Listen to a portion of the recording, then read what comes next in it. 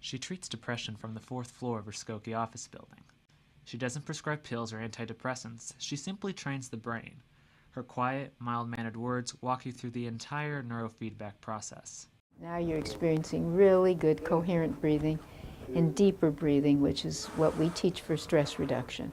So you're doing very, very good. Meet the director of the NueroQuest clinic. I'm Elsa Baehr, and I'm a graduate of Northwestern University, got my doctorate there in 1974.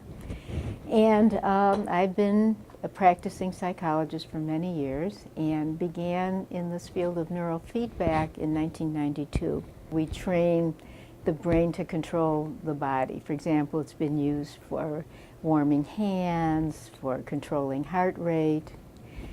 The application on the brain has been a recent application, and sensors or electrodes are placed on the brain, and we can actually train people to change the amplitude of brain waves and the location of brain waves. Baehr's current protocol, developed at Northwestern University, maps patients' brains and can find the presence of a genetic signature for depression in brain waves.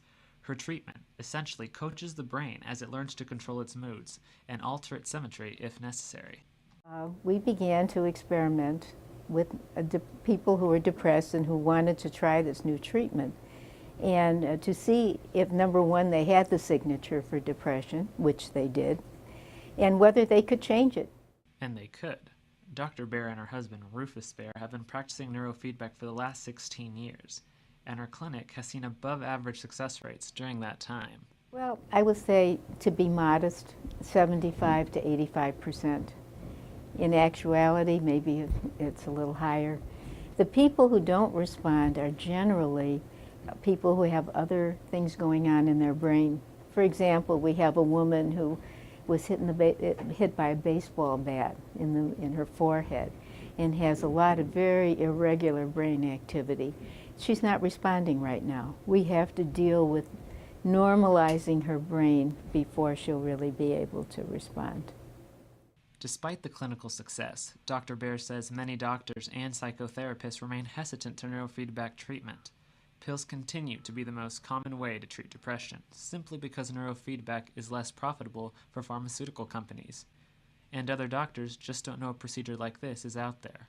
Well, it's, the whole field of neurofeedback is just really beginning to get well known now.